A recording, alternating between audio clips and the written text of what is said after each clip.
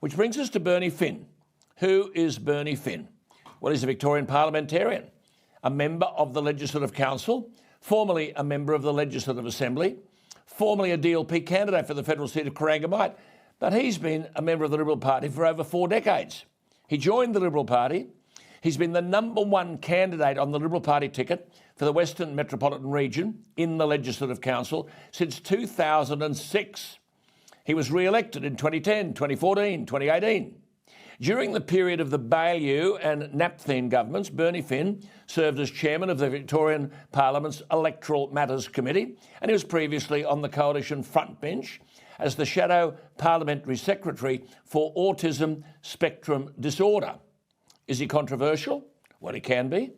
For example, he was critical of the federal government's carbon pricing scheme, arguing correctly in 2013, quote, "There has been no global warming for 17 years. Is that controversial? Well, all that's beside the point. Bernie Finn MP has been expelled from the Liberal Party in Victoria. As I said, he's been a Liberal politician for nearly 4 decades, but he allegedly has caused outrage. Only today I had an email from Heath, one of my viewers, which said in part, the Victorian Coalition have ousted Bernie Finn for his anti-abortion stance. I thought it was the mantra of true Conservatives to be able to agree to disagree. Instead, as Heath writes, Bernie's been given the flick. Writes Heath, this is the sort of thing I would expect from Dan Andrews. The LNP should have learnt from the result of the federal election that if you look similar to Labor, you lose. If they keep going like this, says Heath, they'll lose the state election in November.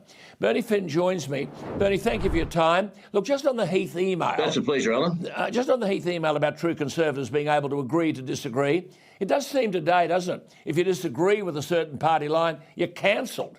And that's what's happened to you. Yeah, well, that's exactly right. I couldn't believe it when all this broke last week. What I said on Facebook is something that I've been saying since I was about 15, since I realised that life, in fact, does begin at conception and these are real little babies. I just could not understand the outrage, particularly as Matthew Guy, up to that point anyway, actually agreed with me.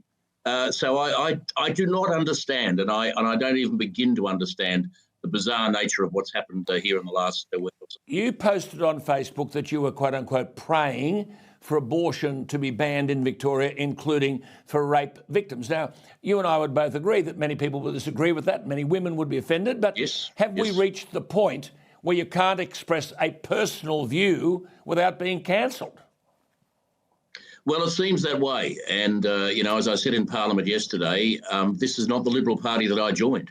And it's no longer the party of Menzies. It's no longer the party of Howard or Bolte or Kenneth or anybody who believed in freedom of speech up until this point. And I'm heartbroken, to tell you the truth, having been a member of the Liberal Party for 41 and a bit years, joined when I was living in Sydney, working up in radio in Sydney all those years ago.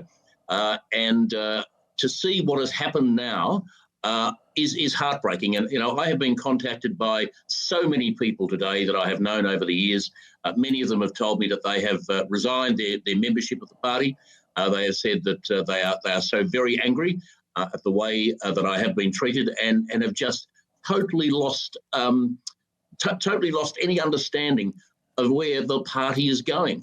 And I have to say, if you're a Liberal Party and you don't believe in freedom of speech, are you really a Liberal Party at all? 100% correct.